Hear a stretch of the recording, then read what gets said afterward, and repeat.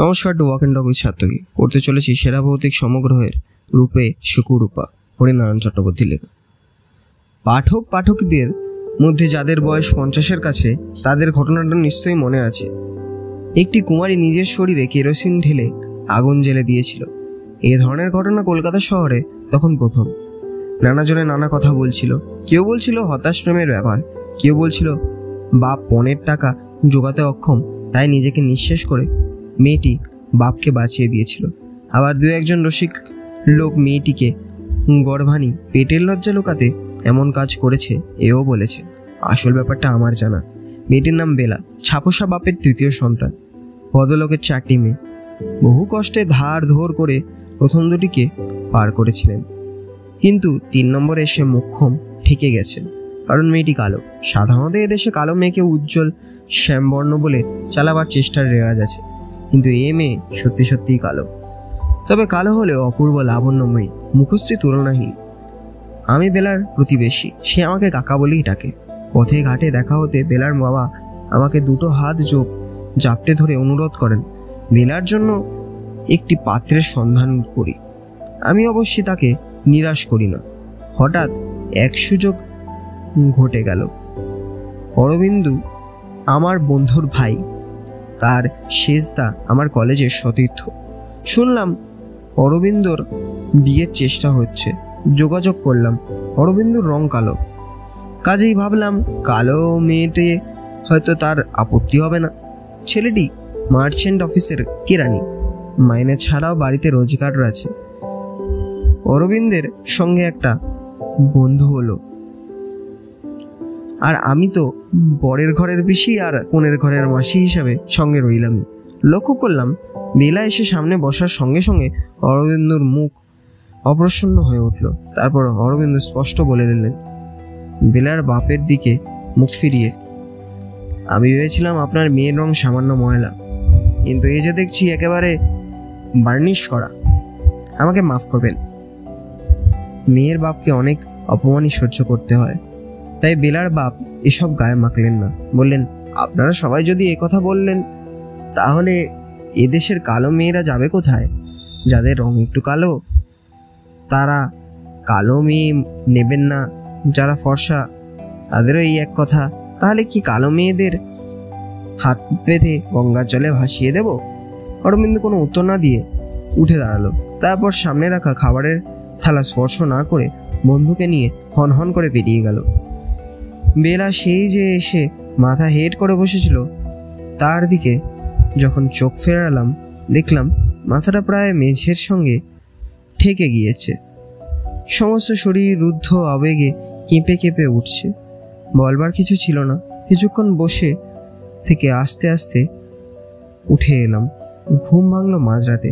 নারী কণ্ঠস্বর, আর্তচিৎকার, বাঁচাও বাঁচাও, জ্বলে মরলুম, বড় কষ্ট বড় কষ্ট।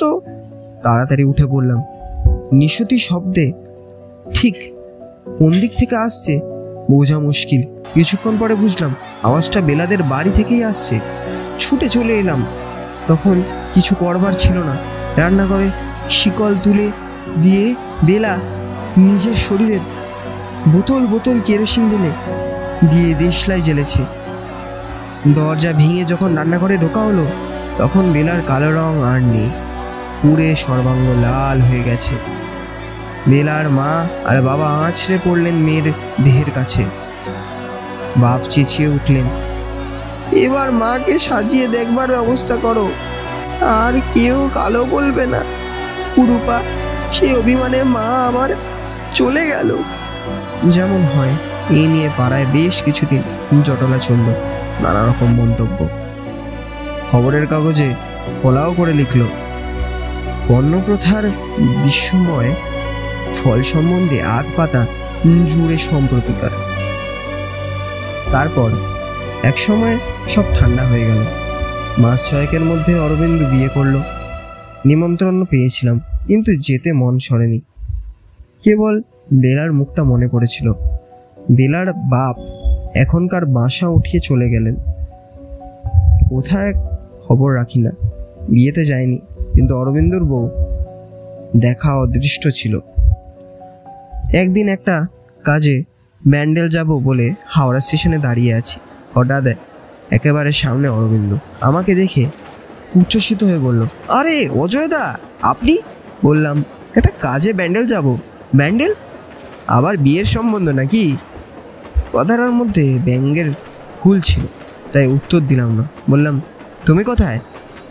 আমি দিন 15 ছুটি নিয়ে স্ত্রীকে পুরী চলেছি। আপনি তো আমার বিয়েতে রাগ করে এলেনই না। রাগ করে কেন? তাছাড়া আর কি, আপনার পাড়ার মেয়ে বিয়ে করিনি বলে আপনি তো জয়াকে দেখেনি। দাঁড়ান, আলাপ করিয়ে দিই। অরবিন্দ চলে এলো। লক্ষ্য করলাম টিকিট ঘরের সামনে একটি তরুণী, তার পায়ের কাছে বিছানা, সুটকেস, ছোটোখাটো মোট ঘট। অরবিন্দু তার কাছে গিয়ে থামলো, আমাকে দেখিয়ে কি বলল। তারপর একটা কুলিকে মালপত্র দেখতে বলে দুজন এগিয়ে এলো। একেবারে কাছে আসতে অরবিন্দ বলল, জয়া, ইনি অজয়দা, শেষদার বন্ধু। জয়া হেট হয়ে পা ছোঁয়ায় প্রণাম করল। ভালো করে দেখলাম, গৌরাঙ্গী, তবে নাকমুখ মোটেই ভালো নয়। মঙ্গলায় নয় ধাঁচের, পুরু ঠোঁট, দুটি চোখে খুব আয়ত নয়, গাল বেশ ফোলা ফোলা, গরম স্থূলতার দিকে। সম্ভবই বেলার কথা মনে পড়ে গেল। তার রং কালো ছিল, কিন্তু মুখ চোখ অনেক সুন্দর। অরবিন্দ আমার কাছে ঘেঁষে দাঁড়িয়ে বলল, জয়ার বাপের বড় বাজারে লোহার কারবার, বেশ মালদার লোক, 2 মাত্র মেয়ে, এটি বড়। বুঝলাম অরবিন্দ রূপ নয়, রূপয়ে খুঁজছে। আমার ট্রেন এসে গিয়েছিল, তাই বললাম, চলি অরবিন্দ, পরে দেখা হবে। বৌমাকে নিয়ে একদিন যেও আমাদের বাড়ি। জয়া এবার দুহাত তুলে নমস্কার করল। তারপর আমরা ভিড়ে হারিয়ে গেলাম। দিন 3 পর, কি এক ছুটির দিন, বারান্দায় বসে বসে খবরের কাগজ পড়ছিলাম। হঠাৎ চোখে পড়ল একটা খবর, পুরী প্যাসেঞ্জারের রহস্যজনক মৃত্যু। মাঝরাতে প্রথম শ্রেণীর কামরায় একটি যাত্রীকে মৃত অবস্থায় পাওয়া গিয়েছে। সংবাদে প্রকাশ, এই কামরায় নববিবাহিত দাম্পতি ভ্রমণ করতেছিলেন। স্ত্রী চেন টানলে মধ্যপথে ট্রেন থামিয়ে যায়। গার্ড দেখতে পায় কামরায় মেঝের ওপর ভদ্রলোক অচৈতন্য অবস্থায় পড়ে আছেন। তাহার 2টি চোখ বিস্ফারিত, কণ্ঠনালীতে 10 আঙ্গুলের ছাপ। মনে হয় তাহাকে শ্বাসরোধ করিয়া হত্যা করা হয়েছে। আশ্চর্যের বিষয়, ভদ্রলোকের ঘড়ি, আংটি, মানিব্যাগ কিছুই অপহৃত হয়নি। স্ত্রীর দেহে অনেক টাকা মূল্যের অলঙ্কারও কেহ স্পর্শ করে নাই। নিহত ভদ্রলোকের নাম অরবিন্দ চৌধুরী। খবরের কাগজটা সামনে রেখে চুপচাপ বসে রইলাম। জয়ার মুখটা স্মৃতিপটে ভেসে উঠল। একটু পরেই গৃহিণী বাজার যাওয়ার তাগাদা দিতে এসে থেমে গেল। কি হলো, ওভাবে বসে আছো? শরীর খারাপ নাকি? কোনো উত্তর না দিয়ে কাগজটা তার দিকে ঠেলে দিলাম। বললাম, এই জায়গাটা পড়ো। গৃহিণী পড়ে বলল, এ কি, তোমাদের অরবিন্দ নাকি? তাই তো মনে হচ্ছে, সব মিলে যাচ্ছে। বললাম না, অরবিন্দ বউ নিয়ে পুরী গেল। বাবা, দেশে কি অরাজকতা হলো! ট্রেনের কামরায় ডাকাতি। ডাকাতি আর কোথায়, কোনো কিছু তো চুরি যায়নি। সে হয়তো সময় পায়নি, বেটা চেঁচামেচিতে উঠে নেমে গেছে। কিংবা এমনও হতে পারে ট্রেন সম্ভবত স্টেশনের কাছে এসে পড়েছিল। সবাই হয়তো সম্ভব, এত দূর থেকে কিছুই বলা যায় না। আহা, বউটার কথা ভাবছি। এই সেদিন বিয়ে হয়েছিল, উঠে পড়লাম।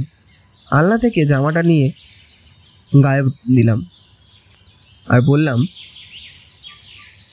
আজ চারককে বাজারে পাঠাও, আমি বেরোচ্ছি। কোথায় যাচ্ছ? একবার অরবিন্দের বাড়ি যাওয়া দরকার। খবরটা যখন জানতে পারলাম, সবাই নিশ্চয়ই শোকে মুষড়ে পড়েছে। আমি যে প্রান্তে থাকি, অরবিন্দর বাড়ি তার অপর প্রান্তে। বাসে প্রায় ঘণ্টাখানেক। বাসে যেতে যেতে জীবনের অসারতার কথা ভাবতে ভাবতে গেলাম। কত ক্ষণস্থায়ী পরমায়ু আমাদের, পরের মুহূর্তে কী হবে বলা যায় না। পুরানো ধরনের বাড়ি, অরবিন্দর ঠাকুরদার আমলের। এর মধ্যে খুব যে সংস্কার হয়েছে এমন মনে হয় না।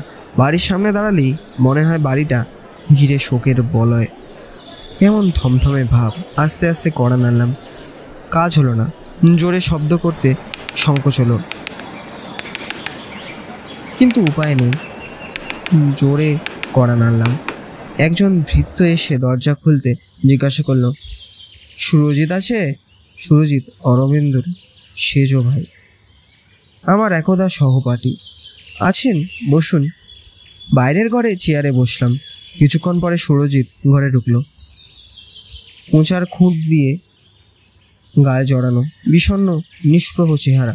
বললাম, আজ সকালে কাগজে দেখে সব জানতে পারলাম। সুরজিৎ আমার পাশের চেয়ারে বসলো। আস্তে আস্তে বলল, আশ্চর্য কাণ্ড, টাকা পয়সা কিচ্ছু নেয়নি, শুধু প্রাণটার ওপরই যেন লোভ ছিল। পুলিশও কিছু কিনারা করতে পারছে না। জিজ্ঞাসা করলাম, অরবিন্দের স্ত্রী জয়া কি বলে? সে পুলিশের কাছে লোকটার বর্ণনা দিতে পারছে না। কিছুক্ষণ সুরজিৎ কানে কথা বলল না, চুপ করে রইল। একটু পরে নিজের মনেই যেন বলতে লাগলো, জয়ার মাথার গোলমাল হয়েছে। মাথায় গোলমাল? আশ্চর্য। কি জানিস তো, আমাদের বাড়ির ব্যাপার যত শিকেলে ধারণা, পুরনো মত, বুড়ো বুড়ির সবাই বলেছে জয়া নাকি খুব অপয়া। তা না হলে বিয়ের সঙ্গে সঙ্গে স্বামী যায়। জয়া খাওয়া দাওয়া প্রায় বন্ধ করে দিনরাত কান্নাকাটি করছে। কত করে বললাম, বাপের বাড়ি ঘুরে এসো। বাপ নিতে এলে তবু গেল না। হাওড়া স্টেশনে দেখা যাওয়া চেহারা মনে পড়ল। হঠাৎ সুরজিৎ জিজ্ঞাসা করলো, তার সঙ্গে জয়ার দেখা হয়েছে? জয়া তোর কথা আমার কাছে জিজ্ঞাসা করছিল। হ্যাঁ, হাওড়া স্টেশনে পুরী যাওয়ার সময় একবার দেখা হয়েছিল, কিন্তু জয়া আমার কথা কি জিজ্ঞাসা করছিল, বলছিল তোকে একবার খবর দিতে। আমাকে? আমি রীতিমতো বিস্মিত হলাম। আমাকে কেন? কি জানি। এসেছিস যখন একবার দেখা করে আয় না। দেখা করব? একটু দ্বিধাবোধ করলাম। সুরজিৎ উঠে দাঁড়িয়ে চেঁচালো, হারু হারু। ছোকরা চাকর এসে দাঁড়ালো। সুরজিৎ বলল, এই বাবুকে ছোট বৌদিমণির ঘরে নিয়ে যেত। আসুন বাবু। হারুর পিছন পিছন সিঁড়ি দিয়ে উপরে উঠলাম। কোণের ঘরের দরজার সামনে মেরুন রঙের ভারী পর্দা, দরজা ভেজানো। খুব আস্তে আস্তে দরজায় ঠুকঠুক করলাম। অনেক পরে ভিতর থেকে ক্লান্ত কণ্ঠে উত্তর হলো, কে? নাম বললাম। দরজা খুলে গেল। আসুন। পরনে কালো পাড় শাড়ি, অবিন্যস্ত চুল, হাতে একটি করে চুড়ি।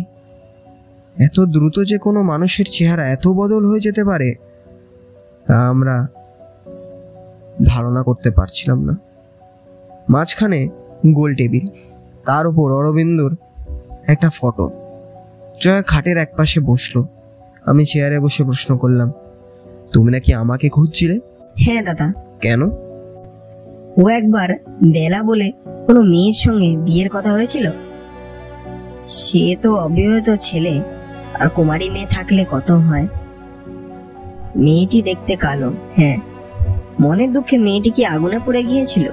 কে বললো? অরবিন্দ? না, আমি কাগজে পড়েছি। ইনি বলেছিলেন সে অন্য মেয়ে। তখন আমি তাই বিশ্বাস করেছিলাম, কিন্তু এখন আমি ঠিক জানি এ সেই মেয়ে। কেন এই কথা বলছো? কেন? এই বাড়িতে আমি বলছি,